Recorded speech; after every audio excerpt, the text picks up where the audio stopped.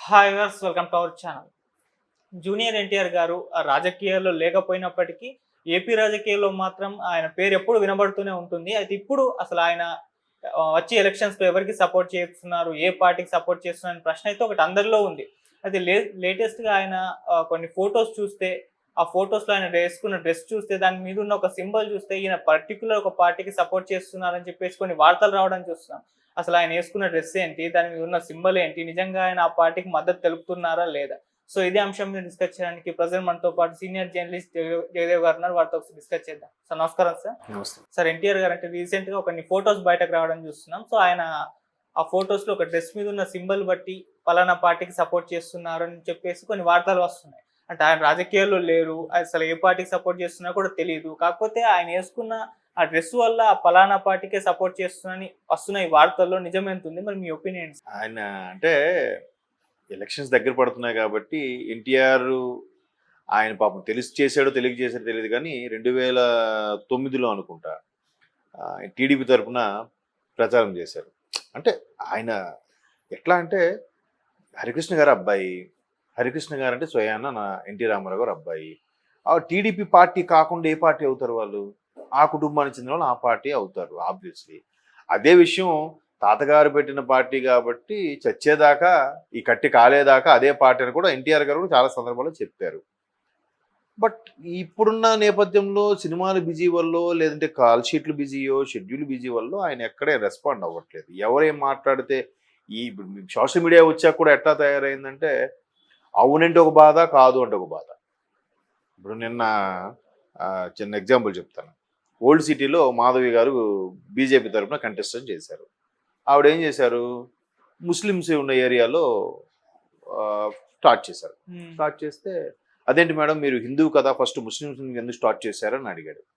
ఇదేందయ్యా, ఒకవేళ నేను ముందు హిందువుని స్టార్ట్ చేస్తే ముందు హిందువుని స్టార్ట్ చేశారు కాబట్టి ముస్లిమ్స్ అంటే సెకండ్ ప్రియారిటీ కాబట్టి రెండోసారి ఇక్కడికి వచ్చారని అంటారు మీరే. అదే ఎక్కడికి వస్తే మీరు అక్కడికి వెళ్ళలేదని అంటున్నారు ఎలా? అంతే కదా. అదే పొరపాటు అటు వెళ్తే ఇలా అనేవారు, ఇటు వెళ్తే అడే అనేవారు. అందుకు రకరకాలుగా పిచ్చి అంటే మేము అలా అడగడం గొప్ప, మేము కాంట్రవర్సీ క్రియేట్ చేసాం, మేము చాలా బాగా అడుగుతున్నాం అని ఫీల్ అయిపోతున్నారు చాలామంది. కాంట్రవర్సీ చేసి జనాలు భావోద్వేగాలతో ఆడుకోవడం అనేది సోషల్ మీడియాలో ఇప్పుడు highest rating issue, highest viewership issue, అవునా కదా? సో అందుకు ఆయన అణువులు అనట్లేదు, మినుములు అనట్లేదు, ఆయన స్తబ్దుగా ఉన్నాడు.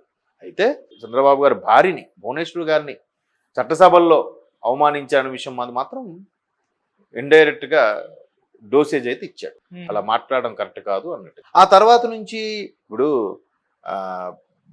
కొడాల నాన్నగారు ఆయన చిన్నప్పటి నుంచి బాగా చనువు, బాగా ఆయన ఊరు వెళ్తే తిప్పేవాడట, అన్నీ చేసేవాడు కాబట్టి ఆయన ఎన్టీఆర్ అభిమానిగా ఆయన పోస్టర్ వేసుకున్నాడు. వెంటనే టీడీపీ వాళ్ళు ఏమన్నారు, ఎన్టీఆర్ అనే వ్యక్తి మాకు సినిమాల పరంగా అందరివాడు ఎన్టీఆర్ అనేవాడు, బట్ రాజకీయ పరంగా మావాడు కాబట్టి మీరు ఎలా వేస్తారు రాజకీయ పోస్టర్లో అని అంటారు వీళ్ళు.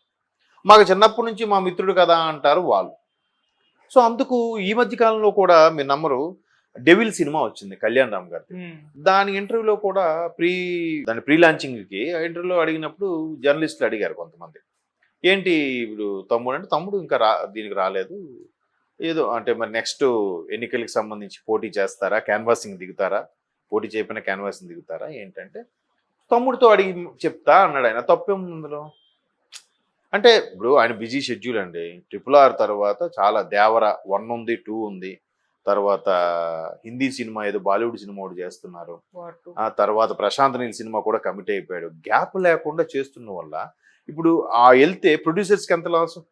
ఒక్కరోజు సినిమా ఆగితే ఎంత లాస్ ఉంటుందో తెలుసా అండి ప్రొడ్యూసర్కి? ఇందులో భారీ బడ్జెట్ పెద్ద సినిమాలు, ఆ రెమ్యునరేషన్స్, సెట్ కాస్ట్, బాయ్ కాస్ట్ అన్ని కింద పూచికపులతో సహా లెక్క కట్టి ఇబ్బంది అవుతుంది. అందుకు మేబీ వద్దని ఉండొచ్చు. దానికి వెంటనే ఇష్టం లేక రాలేదు అని చెప్పి డెవిల్ లాంటి సినిమాలు కూడా కొంతమంది సరిగ్గా ఆడనివ్వలే. డెవిల్ సినిమా చాలా బాగుంటుంది అంటే అట్లా అయిపోయింది. ఇప్పుడు ఉండొచ్చు కానీ ఇష్టం ఉండొచ్చు, పిచ్చి ఉండొచ్చు, దాని నెక్స్ట్ లెవెల్ పిచ్చ అక్కడికి వెళ్ళిపోతున్నారు, పిచ్చ లెవెల్కి వెళ్ళిపోతున్నారు. పిచ్చి కూడా పిచ్చ దానికి వెళ్ళిపోవడం వల్ల మరీ ఓన్ చేసేసుకొని అవును అందుకే రాలేదేమో అని ఏం కాదు కదా.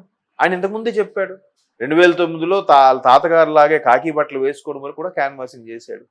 మేబీ ఇంకా రాజకీయ భవిష్యత్తు రాలేదు ఆయనకి. బోల్డ్ మంచి యంగ్ టైగర్, పేగే యంగ్ టైగరు, మంచి ఏజ్లో ఉన్నాడు, వలసపెట్టి సినిమా చేస్తున్నాడు, పైగా all-rounder, multi talented fellow.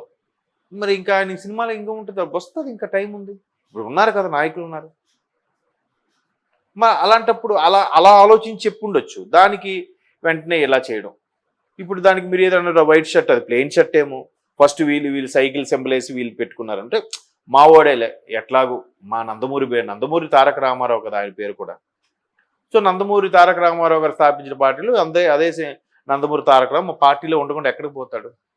ఇంకెవడైనా party మారొచ్చేమో కానీ ఆయన మారడానికి ఎవరు ఒప్పుకోరు. ఆయన మనస్సాక్షి ఒప్పుకోదు, అభిమానులు కూడా ఎవరు ఒప్పుకోరు, డైజెస్ట్ చేసుకోలేరు. రాహుల్ గాంధీ ఉన్నాడండి, మిగతా ఎవరైనా ఖర్గే లాంటి వాళ్ళు కూడా పార్టీ మారొచ్చేమో కానీ రాహుల్ గాంధీ గారు కాంగ్రెస్ పార్టీ మారడానికి లేదు. అంతే కదా. ఆయన వెళ్ళి బీజేపీలోనో లేదా ఇంకేదో తృణమూల్లోకి వెళ్తే ఎలా ఉంటుంది? అలాగా. సో అది మనం అర్థం చేసుకోవాలి, ఆయనకి ఇబ్బంది పెట్టకూడదు. బట్ కొంతమంది కరడగట్టిన అభిమానులు, కరడగట్టిన కార్యకర్తలు ఉన్నప్పుడు ఇలాంటివి వచ్చినప్పుడు, అంటే ఎలిగేషన్స్ వచ్చినప్పుడు స్పందించాలి. ఇట్లాంటి ఎలిగేషన్స్ రావడానికి కూడా ఒక కారణం ఏంటంటే, అంటే ఈ మధ్యకాలంలో వచ్చిన రోమరో వాస్తవమో తెలియదు, చంద్రబాబు గారు అరెస్ట్ టైంలో కూడా అందరూ ఫోన్లోనో అట్లీస్ట్ వెళ్ళి పరామర్శించడం చేశారు కుటుంబ సభ్యులు. బట్ ఎన్టీఆర్ గారు ఎక్కడ పరామర్శించినట్టుకు కానీ, ఫోన్లో మాట్లాడినట్టుకు కానీ ఎక్కడ మనకి వార్తలు కూడా రాలేదు. మేబీ వచ్చినా హైడ్ చేశారు, లేదంటే ఎందుకులే మళ్ళీ ఇష్యూ చేయడం, దీని గురించి మళ్ళీ మాట్లాడుకుంటారని చెప్పి టీడీపీ శ్రేణులు ఎక్కడ చెప్పలేదేమో కానీ అదొక అభియోగం అయితే ఉంది ఆయన మీద. బట్ ఎన్నో కుటుంబ సభ్యులు కదా, వాళ్ళు ఒకటేనండి. మరి బాలకృష్ణ గారిని కూడా చాలామంది అడిగారు, ఏంటి ఎన్టీఆర్ గారు ఎటువైపు చేస్తారంటే అది ఆయన్ని అడగాలి, నన్ను అడగడం కాదు. ఎవరు ఇండివిజువల్ లైఫ్లు వాళ్ళవి. ఒకప్పుడులాగా ఉమ్మడి కుటుంబాలు కలిసి ఉండేలాగా ఉంటే ఎక్కడున్నాయి ఇప్పుడు? ప్రతి ఒక్కరు స్ప్రెడ్ అయిపోయి ఉద్యోగరీత్యా, వృత్తిరీత్యా ఎక్కడికక్కడ స్ప్రెడ్ అయిపోవడం, ఎవరు ఇండివిజువల్ లైఫ్లు వాళ్ళు అయిపోయి, ఎవరి ఇష్టాలు వాళ్ళు, ఎవరికి బలవంతం చేయాలి. పైగా బలవంతం చేస్తూ వచ్చేవి రాజకీయాలు కాదు.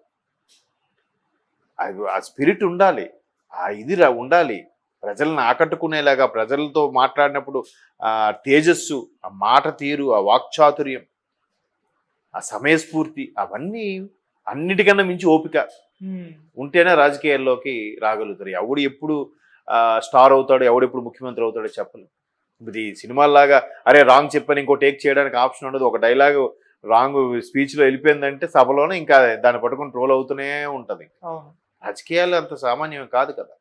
మేబీ ఆయనకి ఇంకా భవిష్యత్తు ఉందేమో. తర్వాత ఇప్పుడు కొంత వయసు వచ్చాక 50-60 ఇయర్స్ వచ్చాక వస్తాడేమో, చూద్దాం. అలా అంత మాత్రాన దాన్ని తప్పు పట్టడానికి లేదు. కాకపోతే ఎవరు ఆనందం వాళ్ళది.